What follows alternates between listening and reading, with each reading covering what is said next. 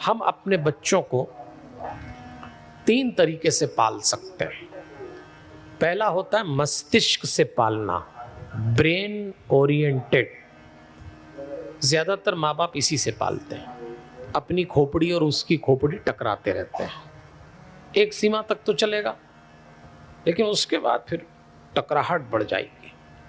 मस्तिष्क से शिक्षा दी जा सकती, जो दी ही जाना चाहिए। जितना अधिक से अधिक हो बच्चों को पढ़ाएं, पर मस्तिष्क का मामला, ये परवरिश का पहला स्तर है। सेकंड स्टेप शुरू होती है परिवार वाली। इन बच्चों को शिक्षा के बाद परिवार से भी जोड़ना है, जो हृदय के तल पे जुड़ेगा। अब चूंकि हृदय भीतर का मामला है, इसलिए थोड़ा योग मेडिटेशन कराना पड़ेगा, तब ये बच्चे परिवार का अर्थ समझेंगे, भाषण देने से नहीं समझेंगे। और तीसरा स्तर है नाभि का स्तर, यहां से संस्कार दिए जाते हैं। तो 3 स्तर पे बच्चों की परवरिश करिए, मस्तिष्क, हृदय और नाभि के स्तर पे। नाभि के स्तर पे उतरने के लिए माता पिता को खुद अपने भीतर उतरना पड़ेगा। आइए आपको एक प्रयोग बताता हूं।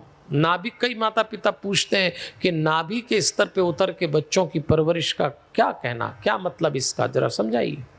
चलिए आज विचार करते हैं। जिन माता पिता को ऐसा लगता हो और जिन बच्चों को भी लगता हो कि हमारी अपने पेरेंट्स से अंडरस्टैंडिंग नहीं बन रही है, जिन पेरेंट्स को ऐसा लगता हो कि हम अपने बच्चों तक वो सही बात नहीं पहुंचा पा रहे जो उनके लिए जीवन में जरूरी है, तो एक प्रयोग करना चाहिए, नाभि का प्रयोग। नाभि हमारे जीवन का केंद्र है। हम पहली बार अपनी मां से कट के इसी केंद्र से आए संसार में, आज भी यहां जीवन है।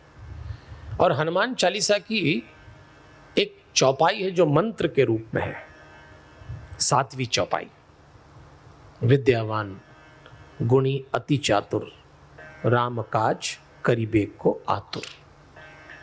आप प्रतिदिन इस चौपाई का उपयोग कमर सीधी करके भीतर ही भीतर अपनी नाभि पे टिकना, और नाभि पे टिकते ही इस एक चौपाई का मानसिक जप करना।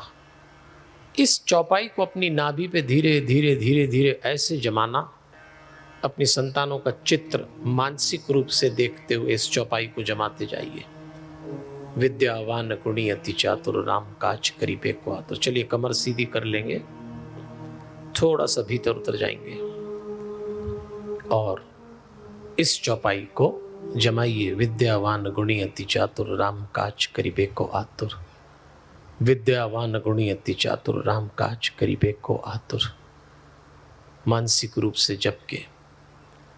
ये चौपाई नहीं है सज्जनों देवियों, ये मंत्र है हनुमान जी का। इन पंक्तियों में हनुमान जी स्वयं उतरे हैं।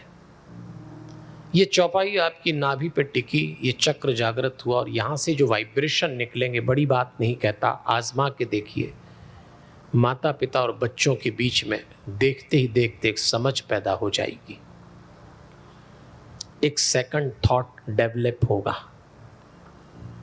चीजें जो बिखरी हुई हैं आसानी से सुलझ जाएंगी। कोई बच्चा ये नहीं चाहता कि घर में अशांति करे, माता पिता से मतभेद करे। सारा मामला सोच और समझ का है, नियत का नहीं है। बच्चों की नियत बड़ी साफ है, माँ बाप के लिए सोच जरा बदल गई है। उनको नियत पे टिकाना है तो भीतर ही भीतर विद्यावान गुणी अति चातुर, राम काज करिबे को आतुर। विद्यावान गुणी अति चातुर, राम काज करिबे को आतुर। बस यहीं से बच्चे अपने माता पिता पे ठीक से लौटना आरंभ कर देंगे। पलकों को धीरे धीरे खोलिएगा, बहुत धीरे धीरे आइएगा। मेरी इस बात को पुनः समझ लें। परवरिश मस्तिष्क, हृदय और नाभि से की जाना चाहिए। मस्तिष्क से शिक्षा दे दीजिए, हृदय से परिवार से जोड़िए, और नाभि से संस्कार दीजिए। बच्चे एक दिन लौट के आएंगे। आज जितनी परेशानी, उसमें से एक परेशानी यह भी है कि बच्चे हमारे परिवारों से अचानक दूर चले गए, जुड़ना नहीं चाहते। एक तो बचपन में हमने उन्हें वैसे इतना लोडेड रखा कि फैमिली वैल्यूज से, फैमिली एक्टिविटीज से वो कटते चले गए, और जब बड़े हो गए तो फिर हमने देखा हम अकेले खड़े हैं, बच्चे लौट के नहीं आते। अपने घोंसले से आपने उड़ाया उनको पर दे के, और फिर आप कह रहे हैं लौट के नहीं आ रहे। कई घरों का दृश्य है। और जो बच्चे एक छत में माता पिता के साथ रह भी रहे हों, उनको भी ऐसा लगता है क्या सचमुच साथ में रह रहे हैं? जिसको देखो वो अपने कमरे में बड़ा अकेला हो गया है। मिल जाओ तो मतभेद, न मिलो तो अकेलापन काटता है। अपने माँ बाप होने पे दुख होने लगता है। कई घरों के ये दृश्य हो गए सज्जनों देवियों।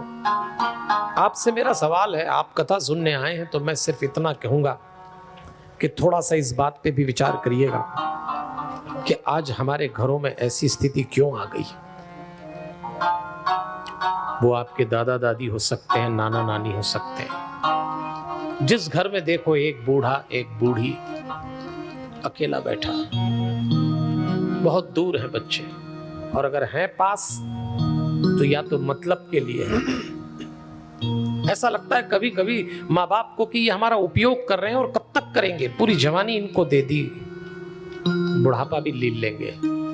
चिंतित हो जाते हैं माँ बाप। इस पे विचार करना। भारत में जितनी समस्याएं अब आने वाली है और समाधान होने वाला है, भारत के घरों में 10-15 साल बाद एक बहुत बड़ी समस्या आएगी, और वो आएगी बुजुर्गों का अकेलापन। 2013 में 2013 में हमारे देश में 10 करोड़ बूढ़े थे, और ऐसा कहते हैं 15-20 साल में 20 करोड़ हो जाएंगे। हम लोग बड़े गर्व से कहते हैं कि भारत 15-20 साल बाद दुनिया का सबसे पहला देश होगा जहां 67% युवा होंगे, पर हम भूल जाते हैं कि दुनिया का पहला देश होगा जहां इसी समय सबसे ज्यादा बूढ़े भी होंगे। युवाओं के लिए खूब काम हो रहा है, होना भी चाहिए, पर बड़े बूढ़ों का क्या है? क्यों ऐसा हो जाता है कि जिस घर में झांको ऐसा लगता है बस अकेले से बैठे हुए हैं, चेहरे पे खामोशी है, वो अपना जोश था खो चुके हैं। जिन बुजुर्गों की विरासत लेके हम यहां तक पहुंचे, उन्हें ऐसे भुला दिया जाए, ऐसे अकेले छोड़ दिया जाए, ये भी इस देश में चिंता का विषय है।